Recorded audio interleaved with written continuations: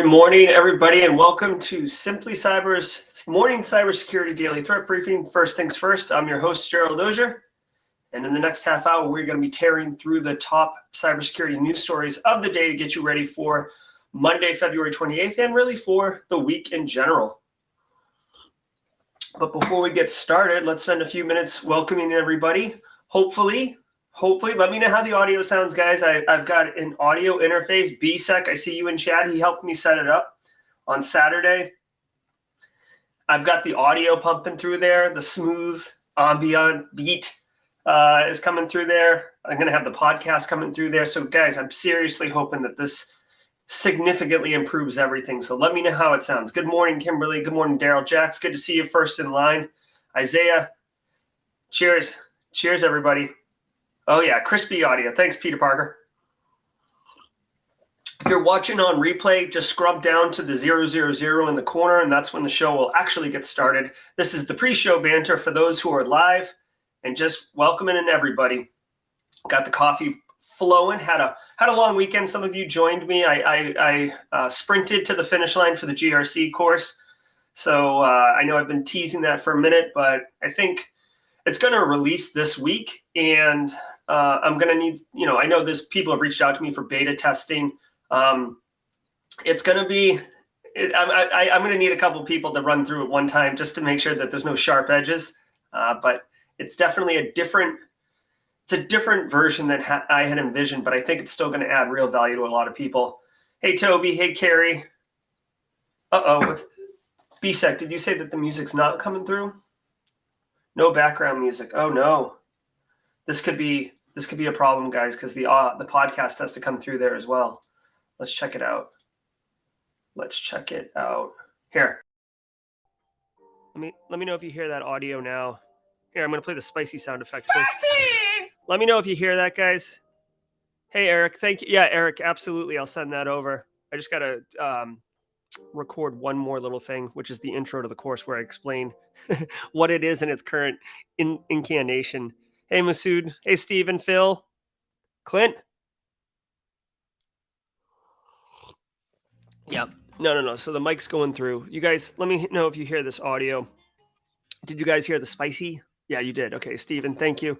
If you heard the spicy, we're one step closer to refining what is my audio experience, but I'm really hoping this mixer fixes it all up. Oh my God, guys, I love coffee. I really need to just either move my home office into the kitchen so I'm closer, or put a small wet bar up here because I need this thing attached to me. Oh yeah, much warmer. That's what I was looking for, Richard.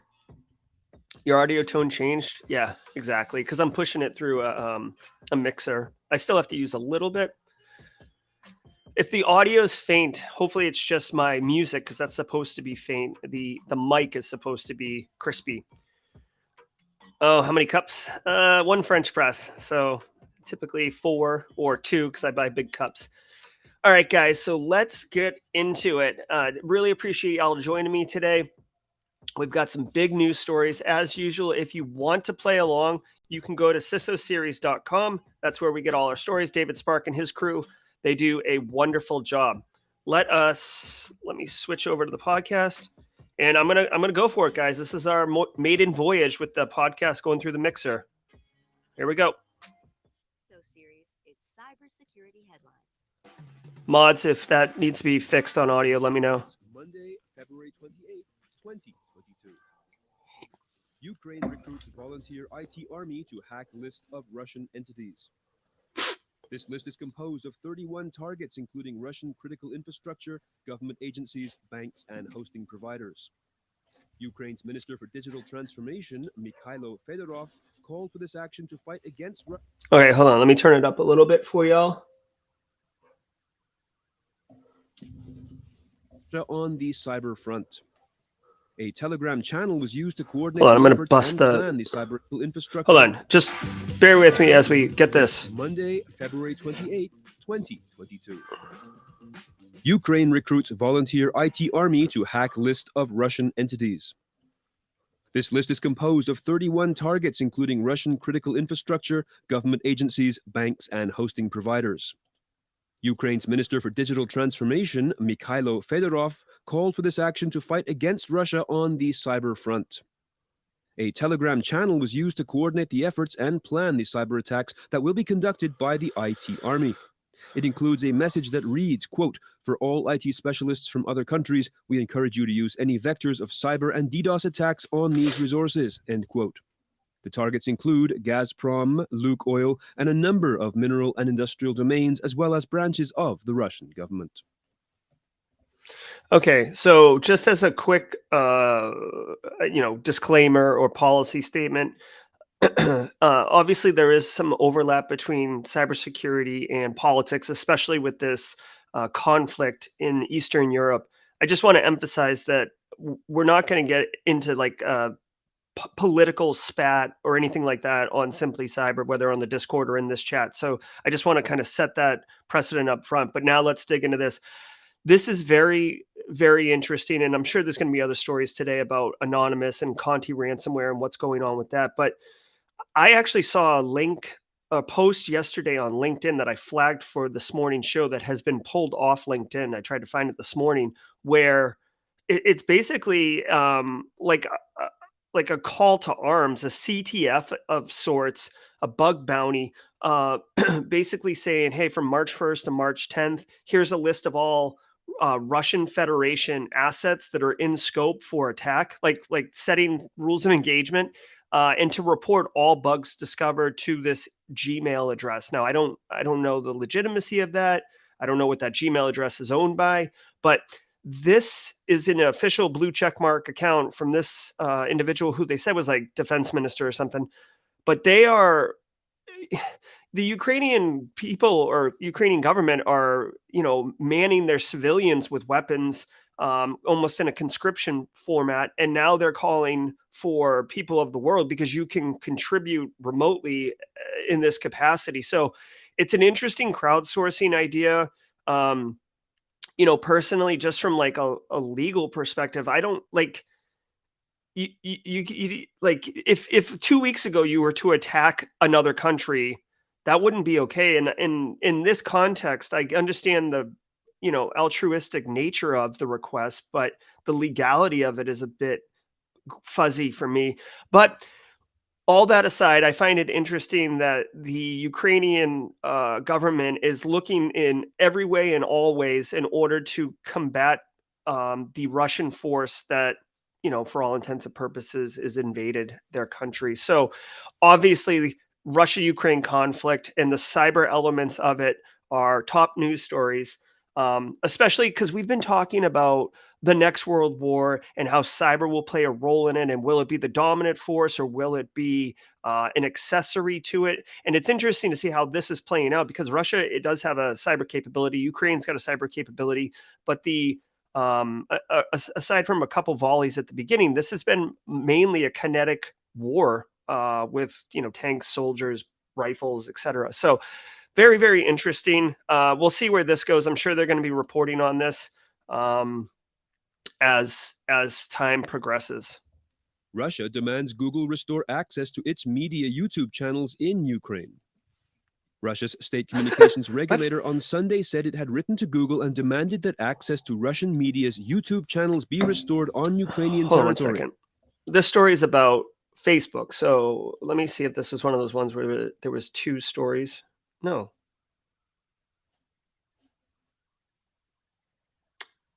Yeah, I don't know why it's linking to a Facebook story. Roskomnadzor said it wanted all restrictions imposed on the Russian language YouTube channels of media outlets RBC, TV Zvezda, and Sputnik to be removed. Moscow on Friday said it was partially limiting access to Meta platforms, accusing it of censoring Russian media. Moscow has also increased pressure on domestic media, threatening to block reports that contain what it describes as, quote, false information, end quote, regarding its military operation in Ukraine. Yes, exactly. Nice Dr. Strangelove pull. So this is kind of comical. There are massive sanctions being levied against Russia right now, economic sanctions that are going to have a long-term devastating effect on the economy and the value of the ruble.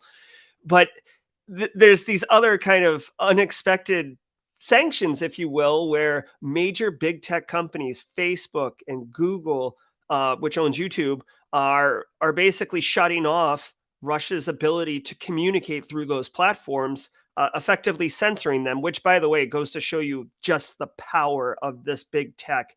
You hope that they continue to be objective and try to always do the right thing versus serving one controlling regime.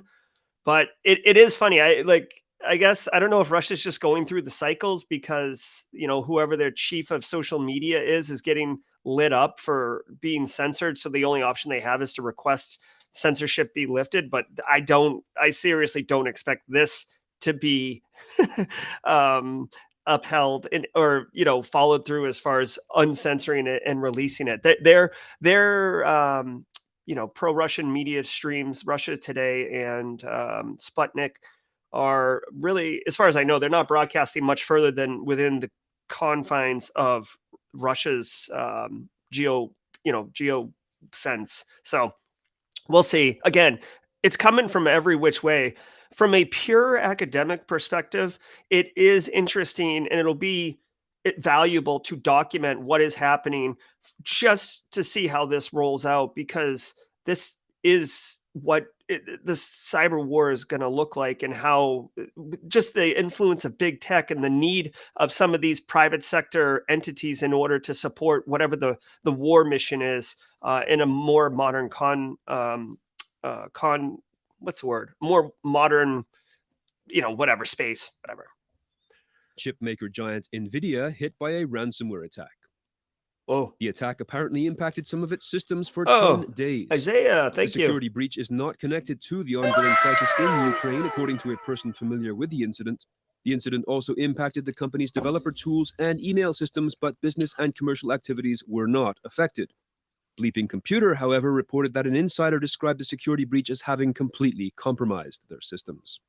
The Lapsus ransomware gang is claiming responsibility for this attack. The group announced that it had stolen 1 terabyte of data from Nvidia's network. Okay, so this sucks that Nvidia got ransomware. They are a big player.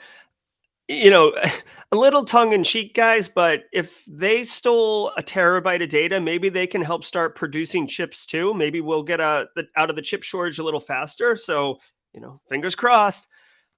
This sucks, obviously, for Nvidia. I haven't heard of the Lapsus ransomware gang, but that doesn't mean anything because it seems like every day there's a new, ransomware gang out there. You got to have good you got to have good controls, people. You got to have good information security. Who knows? Hopefully their intellectual property wasn't compromised, but even if you were able to steal the technology for the chips Nvidia makes, you'd have to have the infrastructure and ability to generate that. So if it was just a criminal ransomware gang, then they were going for the money. If it was a nation state threat actor, then I could see them having the capability to operationalize that intellectual property.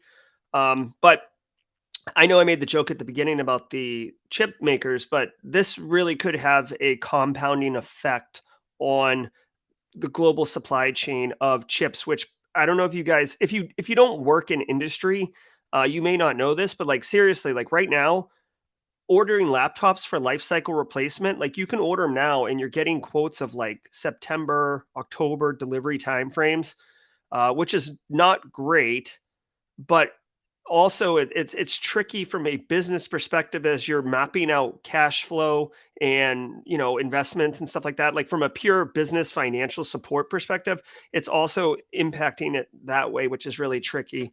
But we'll see if Nvidia pays the ransom, if they get the key back, or if they have to restore from bare metal. Either way, it's not a good day over at Nvidia, I assure you. Android app lets users detect Apple AirTag tracking. There we go. A team of researchers at Darmstadt University in Germany have published a report illustrating how their AirGuard app for Android provides better protection from stealthy AirTag stalking than other apps.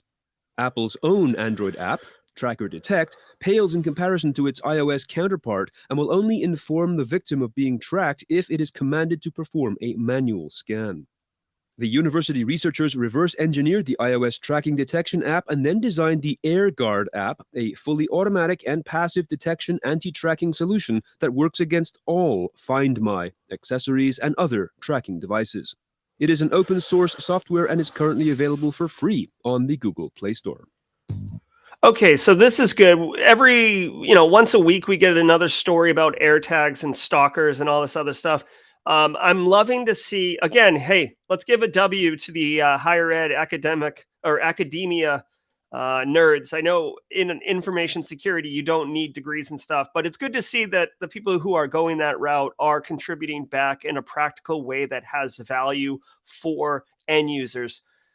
Two things about this. One, if you have AirTags and you're running Androids, this is something cool to worth checking out. But I also feel like if you're running AirTags, you might be running an iPhone because you're fully baked into the Apple ecosystem. The second thing, I hope that Apple sees this and sees the opportunity, or there's a clamoring from the user base to get an app like this on iPhone or iOS, which, the operating system underneath iPhone, simply because this is demonstrating the potential that can be had for understanding what your AirTags are doing and if you're being stalking. And guys, I'm a 40-year-old male. Like no one's really stalking me, but there's a lot of people out there who are being stalked for various reasons or tracked, right? Like investigative journalists and stuff like that, or people who are investigating powerful organizations. So I hope Apple looks at this and makes this default functionality, even to the point where it becomes a standard app. You know how like you get your iPhone and you got a bunch of crap apps in there that you don't really care about? Let's make one of those in here. And when you register an AirTag, it pops up and says, how would you like to see all this action? So we'll see. But good on you. Good on you for doing this. It's a community service at minimum. Learn more about the realities of automation, head to exactly. Domestic violence victims, among others. There's so many. .io. Conti gang faces off against Anonymous in cyber war. The group behind Conti ransomware has publicly announced its full support for the Russian government and has threatened to strike the critical infrastructure of anyone launching cyber attacks or war actions against Russia. The move comes after Twitter accounts claiming association with the Anonymous hacktivist collective declared cyber war against the Russian government. Anonymous has already claimed responsibility for taking down Russian government websites, including the Kremlin and State Duma. In a later message, the group revealed it had targeted the website of the Russian state-controlled international television network RT. Analysts warn that the involvement of hacktivists and cybercrime groups in the conflict, supporting one side or the other, could spiral into a wave of escalating attacks and provide cover for destructive cyber actions directed by government agencies.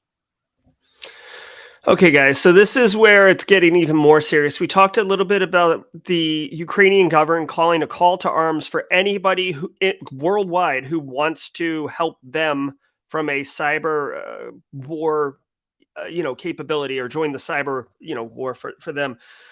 Okay, so then I don't know if you've seen this. It doesn't look like there's a story coming out about this, but over the weekend, Anonymous, if you guys remember Anonymous, right? The hacker collective that was huge in the news a few years ago, they have kind of resurfaced, and they have made they're not mixing words or anything like that. They have made it crystal clear that they are going, like they absolutely disparage what Putin has done. They've identified what Russia's done in Ukraine as, an issue, and that they are going to take action on that. And, I don't know if there's any verifiable evidence to support this, but they Anonymous have publicly posted that they have taken out several Russian government websites, which are in fact proven to be down, and that this is just the beginning. So I don't even know what that means. But in contrast to that, Conti ransomware, as mentioned in the story, has publicly said, hey, we are pro Russia, and if anyone interferes with this Russian-Ukraine conflict, you can expect us to attack you. So I guess the the textbook example would be that Canada sends 1,000 troops over to Ukraine, and then Canada's defense ministry in Canada, in Ottawa or whatever, gets hacked by Conti or ransomware by Conti. What is interesting, and I saw this late last night, is the following. So check this out. Now, again, I don't want to get super political on this channel, but it's not like everybody in Russia is pro invade Ukraine, right? There's a lot of people in Russia who are not happy with what is happening there. And like, there's actually protests and stuff like this. After Conti ransomware gang released that Conti as a whole will attack anyone that says that, one of the members, at least one of the members of Conti ransomware gang, released this message publicly and said, basically, we're not in on all this. Here's a friendly heads up that the Conti gang has just lost all their S. Please know that this is true. And there's a Twitter post here. And this member of Conti ransomware gang allegedly says, here's a huge data file full of internal Conti gang communications. I think you will find it very interesting. Go ahead and download it. There will be more dumps coming. Stay tuned.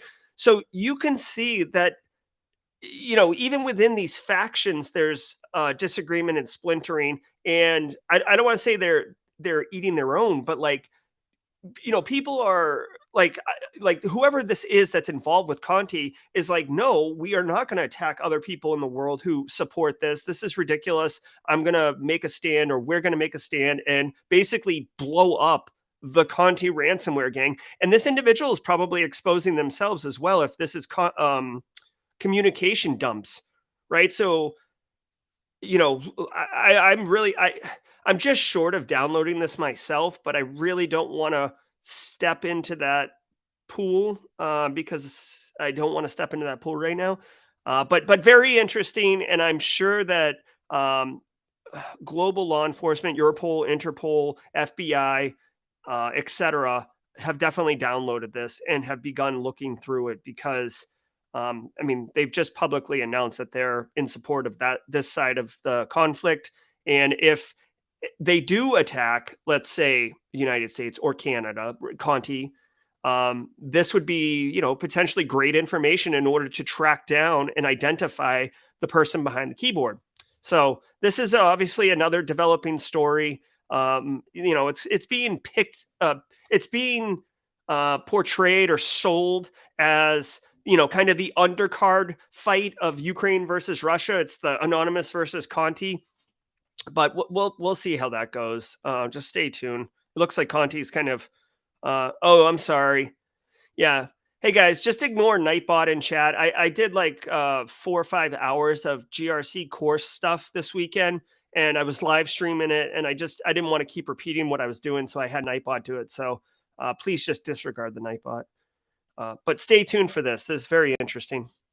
Fujitsu confirms end date for mainframe and Unix systems. Fujitsu has confirmed the end of the road for its mainframes and Unix server systems. It will cease to sell both by the end of this decade. Customers are by then expected to have migrated to the cloud. The tech giant's plans were revealed in a notice posted to their website on February 14th, but it was not widely publicized. Support services for both portfolios will continue for 5 years afterwards, meaning these will end in 2034 for Unix servers and 2035 for mainframes. Okay. Whatever. Fujitsu is like Polaroid or Kodak. They were huge at one point, but I don't really hear mentioned too much more in general. But, people are running on it. Okay, thanks, Josh. People are running it. It does mention Spark, which Fujitsu Spark M12 down here, which I am familiar with. So I'm thinking that the Fujitsus are more, either not data center mainframes or something like that. But this is an opportunity to talk about a bigger element within information security that is worth noting. Software or system development lifecycle. Okay. you do have to decommission things at some point, and it's good to see that Fujitsu is officially decommissioning their support for, oh, it says mainframe. Okay, so for mainframe and Unix systems that are old, antiquated, and there probably are a lot of large, maybe manufacturing companies or healthcare systems or even financial institutions that are leveraging this technology and will probably continue to use it right through the end date because it still works. So what I would point out about this is the one thing that Fujitsu is doing that's kind of crap is that they released this notice on their website. Like this is it. This isn't even that clear. Like, I mean, this is a cool picture, but you'd have to read this. You'd have to know what you're looking at. You'd have to have hardware asset inventory to know what your environment looks like. There's a high chance that this thing's going to go end of life and people aren't even going to know about it. Um, and then someone's going to get their hand stuck in a blender because there's going to be some type of 0 day or something, and they're going to look to how to patch it, and it won't be a solution. And guys, when you move like a big system onto a new system, like moving from infrastructure to hybrid or infrastructure to in the cloud, or moving from mainframe to cloud, as in this story, that is not as simple as just shutting off one and turning on the other. You have to do data migration. You're assuming that the data is going to map one to one, so into the cloud, which it typically doesn't. So then you have to do like data cleansing and data sanitization and all. Like it's a hot mess, right? Then you have to validate all the data came up and that the processes work. What applications are you using? You got to train everybody how to use all that stuff. You got that one guy who, like, the only reason he works there, well, actually, okay, I'll say this and then I'll move on. With something as old as mainframe, typically the people who supported it have retired or died. And I don't mean that in any disrespect, but it's just the reality. So now what you've got is this mainframe over here that just runs, and you don't turn the power off, you don't do anything, you don't touch it, and it keeps working. So when you have to migrate off that thing, like, no one knows what it's doing or how it's doing it or even how to interface with it, like log into it. And this is real. I know it sounds far-fetched and facetious, but I'm telling you, there are systems out there, I've seen them, where they're running and no one has a clue what it does, except they know it's like a black box. They know that the output is what the business depends on for financial forecasting or something like that. But they don't know what to do with it. So it just has a sticker on it that says IT do not turn off. Okay. So that happens. All right. Let's keep on going. Millions in Bitcoin pouring into Ukraine from donors. Researchers at Elliptic, a blockchain analysis company, say the Ukrainian government, NGOs, and volunteer groups have raised the money by advertising their Bitcoin wallet addresses online. More than 4,000 donations had been made by this past weekend, with one unknown donor gifting Bitcoin worth $3 million to an NGO. On Saturday afternoon, the official Twitter account of the Ukraine government posted a message, quote, "Stand with the people of Ukraine, now accepting cryptocurrency donations, Bitcoin, Ethereum, and USDT," end quote. It posted addresses for 2 cryptocurrency wallets, which collected $5.4 million in Bitcoin, Ether, and other coins within 8 hours. Okay, so again, this is not surprising. I don't want to say it's following the playbook, but when you see something like this, you're like, oh, okay, that makes sense. And again, from a pure historian perspective, very interesting to document and consider this as part of the historical record of this modern day conflict or world war, just short of world war, where supporting one faction, whether, again, I don't want to get into politics, but whether you're supporting one side or the other, the ability to use cryptocurrency, which can transfer quickly, and from all these other sources. So you've got time on your side, you've got accessibility by a worldwide population who don't need to go through currency exchanges and all this other stuff, or regulations, frankly, or taxes, and you can just send money to them to support. Very, very interesting. It is, further indication that the global community is not in support of what is happening to Ukraine, and they're obviously making their money speak to that. One thing I would say, just as general practice, best practice, because I live with a security mindset, so I'm always like a little reluctant or cautious or cynical or whatever you want to call it. But if you are going to donate to something like this, be sure, do your due diligence that you're sending it to something that is legitimate. Okay. Like I personally donated a little bit of cash to Chris Kubeksa's Project Dynamo. She was involved with that. It was um, helping Americans within Ukraine flee or evacuate Ukraine up to Romania. This was happening over the end of last week, and they needed a little bit of support for like gas and stuff like that. But I knew what that was, and I like it was clear exactly how it was going to be used and who was getting it. With something like this, guys, it's absolutely scum and villainy to stand up a Ukrainian support fund, and it's a scam or fraud. But guess what? I guarantee you there's somebody or some group out there who are doing it, which is just, again, absolutely deplorable. But, there's bad people who do bad things and will capitalize on something like this. You see it with like Hurricane Katrina. Here's like stand up a support fund, and it's just a front for fraud. So just be cautious. But this is interesting just from less cybersecurity perspective and more of a how the economics of a world war in a modern time where cryptocurrency is a viable option for financial support. Very interesting. All right. New IRS rules will lead to a wave of phishing frauds.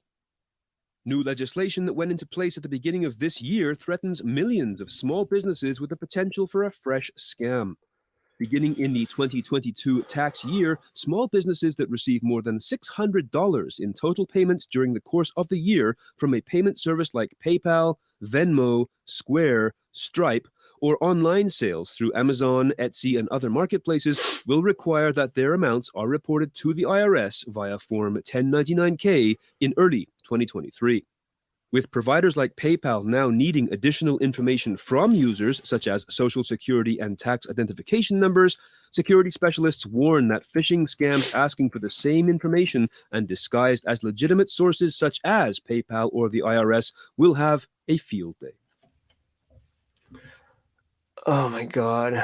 Yeah. So, guys, bad guys, at least, sometimes they come up with novel attacks, but for the most part, they just rinse and repeat with whatever the new trendy clothes are, right?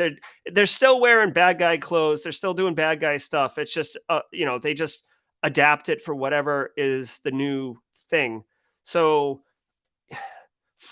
this is a pretty specific thing, but if you guys are out there individually, or people in your circles, whether it's family, friends, professional networks that are who are using Stripe or Venmo, maybe food trucks, local small businesses, right? All these things, make them aware of this. We've seen IRS tax fraud scams before where you pretend to be the IRS and then the bad guys file their taxes on behalf of you, so they get your refund and all that. Just make everybody aware of this. I'm probably like with I have Buy Me a Coffee. Like some people support the channel with donations, and I think that goes through PayPal or something. So this is probably going to affect me. So you may not think that you're affected simply because you're not, a business or something like that. But it is interesting to even wonder if, say you go camping with a couple people, right? Or it's a girls' night and you guys go, or it's a girls' weekend trip and you go RVing or whatever, and then hop on a cruise ship or whatever. And Kimberly's cruising out of Miami, and she pays for the whole thing. And then Michelle Venmos her $1,500 for her piece of the trip. That's $1,500 into your Venmo account, which I don't know if it qualifies as greater than 600. And is it seen as person to person, or is it seen as revenue? I don't know, but just be aware of this. I could also see, just working out my mind right now, I'm not really good as a threat actor, but working out in my mind, I could see, in this case, Kimberly getting an email from a scammer saying, hey, we're the IRS, and we noticed that you did not pay taxes on your PayPal account, which you received funds from friends and family over the course of 2021 you received more than $600 over the course of 2021, whether it was dinner and cruise or whatever, but you have to pay that taxable. If you don't, you're going to go to jail.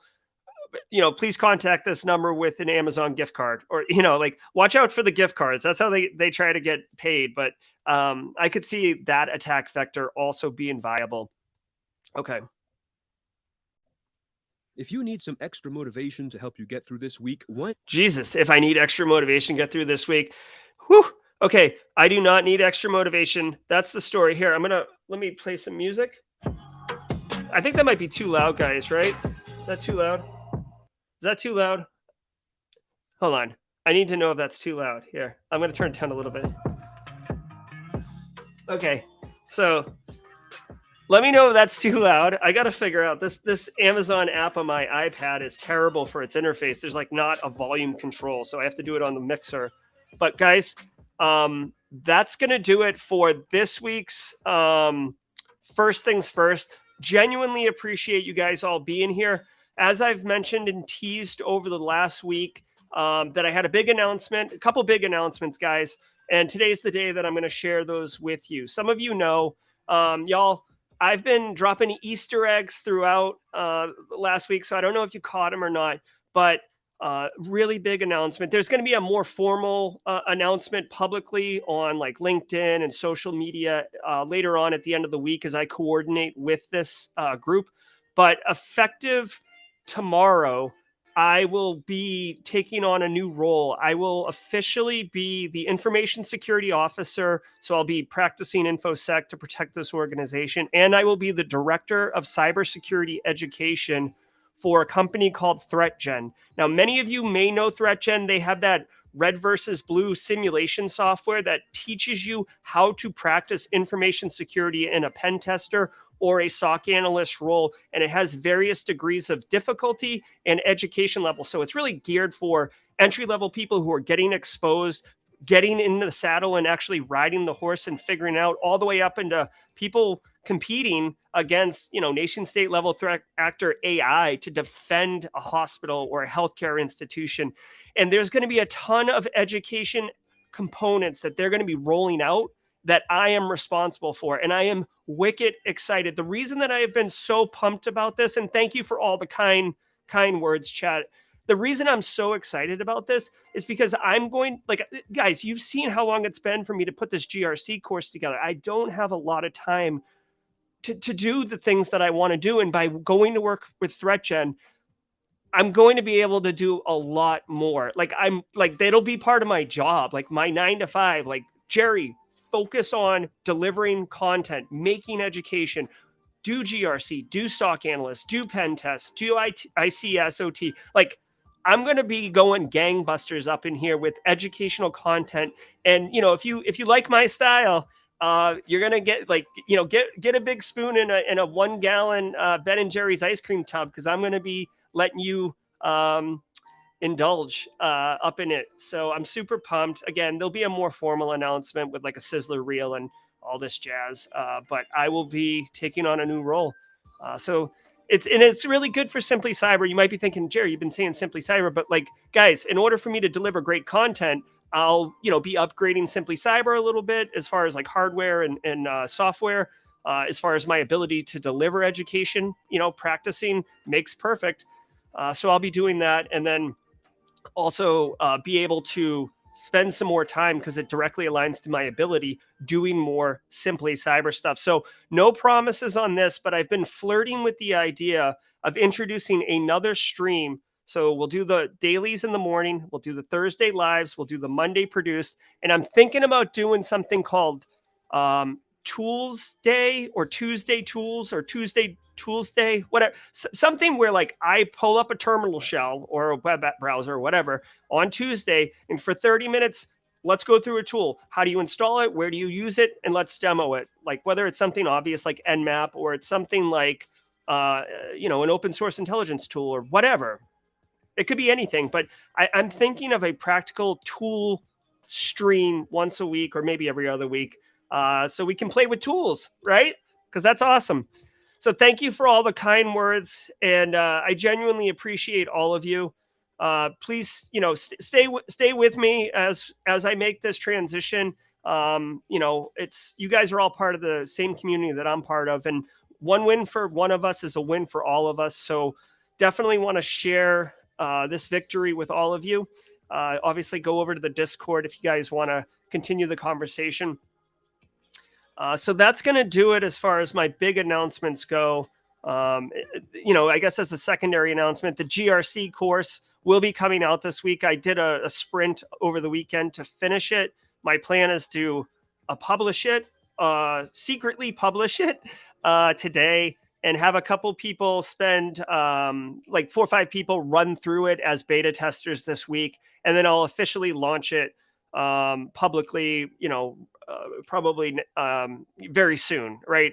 I might even publicly launch it before it's really beta tested thoroughly. And I'm just going to continue updating it and making it awesome as we go.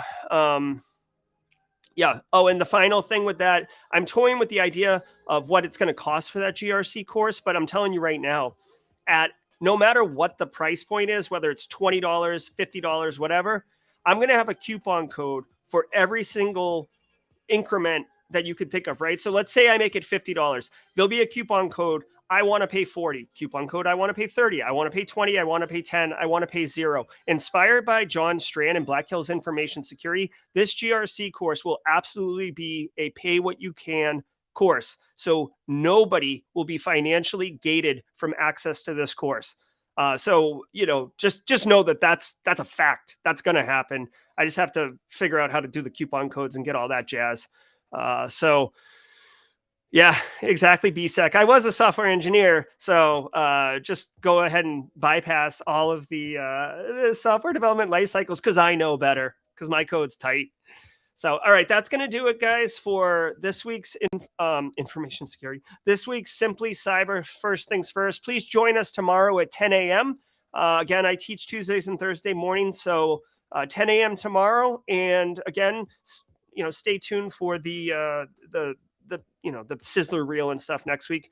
As a quick programming note, if you're still here, this Thursday was supposed to be David Meese as my guest on Simply Cyber Live. Unfortunately, David had a pretty awesome. David had a really nasty accident this past weekend that really it really messed him up. And he's not going to be able to join us. But I will say this is awesome. I had no idea this is here. I'm going to take advantage of this. If you know David, if you're a member of the community, I'm just getting this right now. Thanks, mods. There is a GoFundMe for David. I'm actually going to be making a donation myself. But I mean, he is in like he has like spinal injury, collapsed lung, breathing hurts for this guy. Like he's a really nice guy who's done a lot for our community. So we wish him all the best and the most speedy of recovery possible.